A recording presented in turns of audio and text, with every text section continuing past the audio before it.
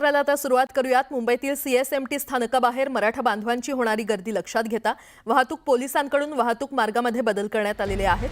Mumbai CSMT आणि पालिकेच्या दिशेने येणारे सर्व मार्ग वाहतुकीसाठी आज बंद राहणार आहेत। मराठा आंदोलनाच्या पार्श्वभूमीवर सीएसएमटी परिसरात करण्यात आलेल्या वाहतुकीच्या बदलामुळे आझाद मैदान, मरीन ड्राईव्ह, पायधुनी आणि वडाळा वाहतूक पोलिसांना वाढीव कुमक ही देण्यात आलेली आहे।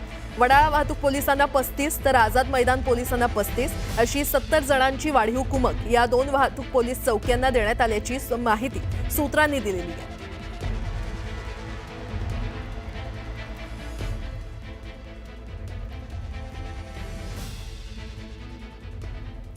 सीएसएमटी स्टेशन परिसर आणि आतमध्ये आजही मराठा बांधवांची मोठी गर्दी पाहायला मिळते। तिथे मराठा बांधव एकवटलेले आहेत आणि तिथेच ते झोपतायत किंवा तिथेच ते खातायत पितायत। आणि आता थेट जाणार आहोत, आमचे प्रतिनिधी अजित मांढरे आपल्याला अधिकचा आढावा देतील। अजित, आता नेमकं काय घडतंय? तीच परिस्थिती अजूनही सीएसएमटी रेल्वे स्थानकावरती आहे। खरं तर ही वेळ म्हणजे 7:30 या वेळेस ह्या ट्रेन जेव्हा येतात तेव्हा इतक्या प्रमाणात रेल्वे प्रवासी इथं येतात आणि चालायला देखील जागा नसते, अशी परिस्थिती रेल्वे स्थानकावरती असते। पण आज सोमवार असून देखील जे रेल्वे प्रवासी आहेत त्यांची संख्या मात्र म्हणावी तितकी नाही आहे, अगदी नाच्या बरोबर आहे। पोलीस बंदोबस्त जो आहे या सीएसएमटी रेल्वे स्थानकावरती मोठ्या प्रमाणात वाढवला गेलेला आहे। पहिल्या दिवशी, दुसऱ्या दिवशी आणि तिसऱ्या दिवशी जेवढा बंदोबस्त होता त्याच्या दुप्पट तिप्पट पोलीस बंदोबस्त जो आहे तो वाढवला गेलेला आहे। आणि त्याच पार्श्वभूमीवरती मराठा आंदोलकांची संख्या देखील जी आहे ती वाढू लागलेली आहे। हे अशा पद्धतीने आपण जर पाहिलं तर आता तिथून एक मोठी म्हणजे मराठा बांधव आहेत त्यांची एक मोठी टीम गेली। त्यांनी चपात्या, भाकऱ्या, भाजी, फरसाणाची पाकिटं, बिस्किटं, चहा, पाण्याच्या बाटल्या, विविध पद्धतीने खाद्यपदार्थ जे आहेत ते आणले होते आणि ते इथं जे आहे ते वाटले जाणार। मी तुम्हाला दाखवतो, बघा इथं हे इथं ही खायची पाकिटं सगळी आणलेली आहेत। त्यात भाकऱ्या आहेत, चपात्या दिसत आहेत, त्याच पद्धतीने लोणचं असेल किंवा भाजी असेल, वेगवेगळ्या पद्धतीनं सगळे जे मराठा आंदोलक जे आहेत ते इथं या सगळ्या मराठा जे आंदोलक आहेत त्यांच्यापर्यंत खाद्य जे आहे ते पोहोचवण्याचा प्रयत्न करत आहेत। आणि सकाळी उठल्यापासूनच या सगळ्या मराठी आंदोलकांमध्ये मराठा आंदोलक जे आहेत त्यांनी घोषणाबाजी द्यायला सुरुवात केलेली आहे।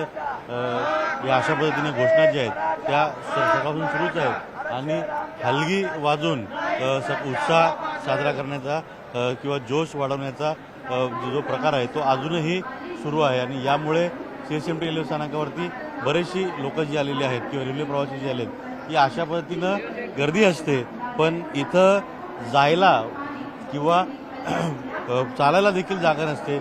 अशा पद्धतीनं मोठी गर्दी जी आहे या सोमवारच्या वेळेस सीएसएमटी रेल्वे स्थानकावरती असते, पण तशी गर्दी आज देखील दिसत नाही। गेली 3 दिवस तशी गर्दी होती, त्याच पद्धतीची गर्दी जी आहे ती आज देखील दिसते। त्यामुळे एकतर रस्ते वाहतुकीचे मार्ग बदललेत, कारण का अजूनही या सर्व परिसरातून जे मराठा आंदोलक जे आहेत, मुंबई महानगरपालिका असेल किंवा सीएसएमटीचा बाहेरचा परिसर असेल, तिथून मोठ्या प्रमाणात मराठा आंदोलक असल्यामुळे वाहतूक जी आहे ते अजूनही सुरू केलेली नाही आहे। आजही वाहतूक जी आहे ती वळवली गेलेली आहे।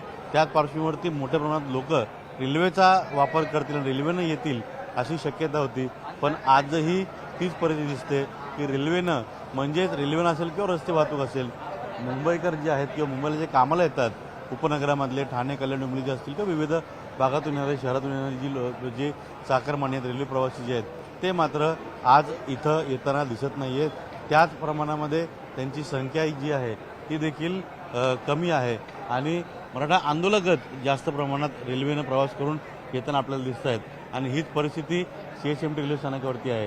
ही फक्त सीएसएमटी रेल्वे स्थानकावरची म्हणजे जिथं लोकलच्या ज्या गाड्या तिथंच नाही, तर तुम्ही अगदी जिथं एक्सप्रेस गाड्या लागतात तिथे जरी गेलात तरी तिथे देखील मोठ्या प्रमाणामध्ये या आंदोलकांनी जे आहे तो आसरा घेतलेला आहे, झोपलेले आहेत।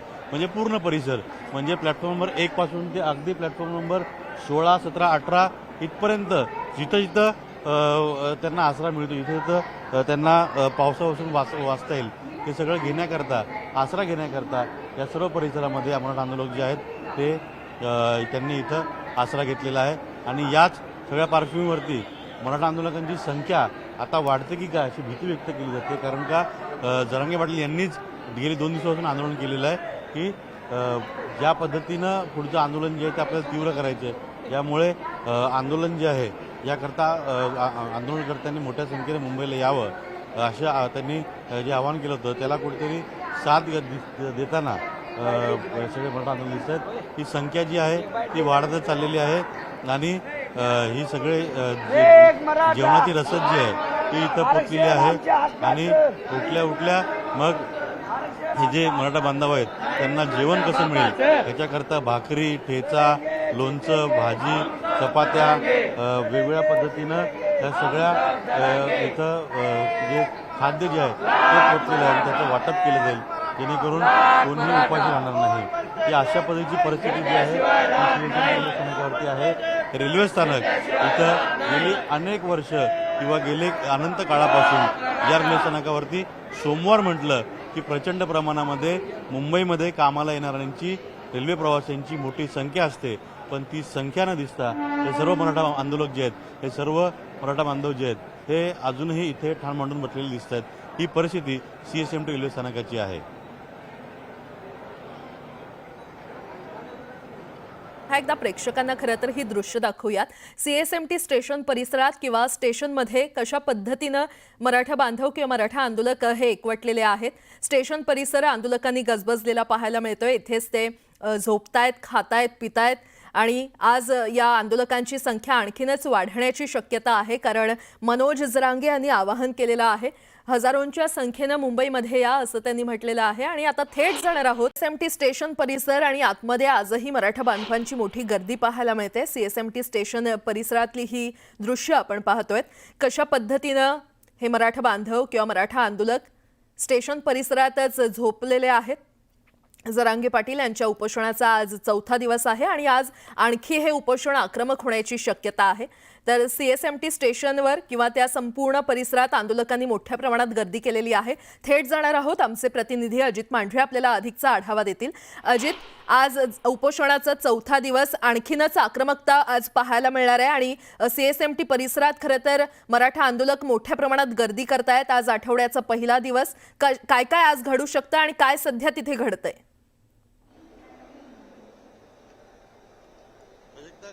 पहिला दिवस जो होता आंदोलनाचा त्या दिवशी जितके मराठा आंदोलक आले होते तीच संख्या जी आहे ती कायम नसून ती संख्या आता वाढलेली दिसते. कारण का पहिल्या दिवशी आपण जर पाहिलं असेल तर हा जो परिसर आहे म्हणजे जो मधला परिसर तिकीट घराचा किंवा लोकल आणि एक्सप्रेसच्या मधला परिसर जो आहे या परिसरामध्ये जास्त प्रमाणामध्ये मराठा आंदोलक जे आहेत ते रात्री झोपले होते की त्यांनी इथं आसरा घेतला होता.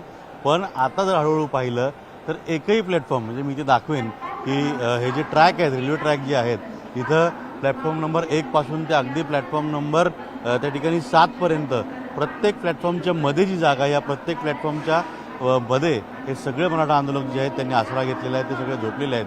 आणि इथं अजूनही आंदोलनाचा चौथा दिवस असला तरी आंदोलनातला कुठेही जोश कमी दिसत नाही तुमचा. सर, आरक्षण घेतल्याशिवाय आम्ही मुंबई सोडणार नाही. हा पाटलांचा आदेश आहे. जोपर्यंत पाटलाचा आदेश येत नाही तोपर्यंत आम्ही इथं थांबणार. आणि सणासुदीचे दिवस आहेत. गावाकडे लक्ष्मीचा सण आहे आणि लक्ष्मीचा सण झाल्याच्या नंतर परत पुन्हा पूर्ण मराठा माझा तोच प्रश्न होता. आता घरी गणपती आहेत, लक्ष्मी गौरी गणपती आहेत, लक्ष्मीचा सण आहे. असं असताना देखील मुंबईला तुम्ही आलात सगळे. घरच्यांशी काय होती संपर्क होतोय? घरच्यांचं काय म्हणणं आहे? हॅलो, घरचे बक्कळ म्हणतात केव्हा येत्या काय नाही. आता येऊन आम्ही गावाकडून बघा नांदेड जिल्ह्याहून येऊन 6 दिवस झालं. देगलूर तालुका गाव कुशावाडी येऊन तरी बक्कळ परेशानी आहेत. आपल्या मुलाबाळाचं प्रश्न आहे, त्याच्यामुळे आम्ही इकडे हाव. आता आरक्षणच घेऊन जाणार आम्ही. आज काय म्हणतात CM साहेब त्यांची वाट पाहत आहो आम्ही. आज सोमवार दिवस आहे, काल सुट्टी होती, त्याच्यामुळं आम्ही थांबलो. नक्कीच प्राजक्ता, मी तुला अजून पुढे जाऊन दाखवतो. खरं तर पहिल्या दिवशी जेव्हा हे मराठा बांधव आले होते त्यावेळी त्यांना पाणी नाही आहे, त्याच पद्धतीनं त्यांची राहण्याची सोय नाही किंवा वेगवेगळ्या गैरसोयी आहेत, जेवणाची सोय नाही असं सांगितलं होतं. पण ज्या पद्धतीनं पहिला दिवस झाला त्यानंतर राज्यभरातून अनेक जे मराठा आंदोलक आहेत किंवा त्यांचे समर्थक जे आहेत यांनी अशा पद्धतीनं, आता हे रात्री झोपले होते, मगाशी आम्ही दोघा तिघांनी ते विचारलं तेव्हा त्यांचं म्हणणं आहे की हे आम्हाला माहीत नाही कोणी दिलं, झोपलो होतो, ज्यांना वाटलं, जे आले, ज्यांना वाटलं आमची काळजी आहे त्यांनी येऊन आम्हाला अशा पद्धतीनं फरसाण असेल किंवा लहानची पाकिटं असतील ही सगळी दिलेली आहेत, पाण्याच्या बाटल्या देखील दिलेल्या आहेत. म्हणजे कुठेही मराठा बांधवांची गैरसोय होऊ नये यामुळे वेगवेगळ्या पद्धतीने त्यांच्यापर्यंत मदत जी आहे ती पोचते.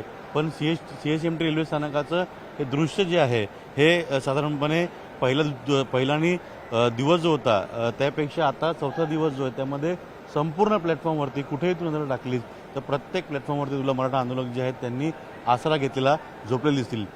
सोमवार आहे, 5 दिवसांचे गणपती बाप्पांचं विसर्जन झालेलं आहे आणि यानंतर जे आहेत ते मुंबईकर जे आहेत किंवा उपनगरामधले जे कामाला येतात यावेळेस या रेल्वे स्थानकावरती प्रचंड प्रमाणात गर्दी असते, पण लोकही तितकीशी आलेली आपल्याला दिसत नाही आहेत. कारण का ज्या पद्धतीनं रस्ते वाहतूक जी आहे ती अजूनही बऱ्यापैकी तिथं वाहतूक कोंडी पाहायला मिळते. त्यानंतर रेल्वेने बरेच लोक येत आहेत. तर या सगळ्या पार्श्वभूमीवरती रेल्वेनं आल्यानंतर कधी न पाहिलेलं दृश्य जे आहे हे या रेल्वे प्रवाशांना पाहायला मिळते की सगळ्या प्लॅटफॉर्मवरती मराठा आंदोलक जे आहेत त्यांनी आसरा घेतलेला आहे. सगळ्या प्लॅटफॉर्मवरती मराठा आंदोलक जे आहेत ते झोपलेले आहेत किंवा तिथं बसलेले आहेत. आणि आता इथून सर्व झाल्यावरती बघा इथं अशा पद्धतीनं दातून जे आहे ते वाटलं जातं. म्हणजे ज्याला ज्या पद्धतीनं जमतंय त्या पद्धतीनं सगळी जे आहेत ते या बांधवांपर्यंत वेगवेगळ्या वस्तू ज्या आहेत त्या पोचवत आहेत. आणि याच पार्श्वभूमीवरती आपण इथं जर पाहिलं तर इथं आता बरेच म्हणजे आता ही वेळ आहे, आता इथं मुंबईकर जे आहेत, चाकरमानी जे आहेत हे कामाला येण्याची वेळ झालेली आहे. पण इथं बाहेर पडल्यानंतर हे दृश्य सगळं पाहायला मिळतं. आपण काही प्रवाशांना विचारायचा प्रयत्न करूया. काका, तुम्ही कुठून आलात? कुठून प्रवास करून आलात? भिवंडीवाला. ज्या पद्धतीनं हे सगळे मराठा बांधवांनी आसरा घेतला, एक रेल्वे प्रवास म्हणून काय वाटतं आपल्याला? I don't want to comment on it.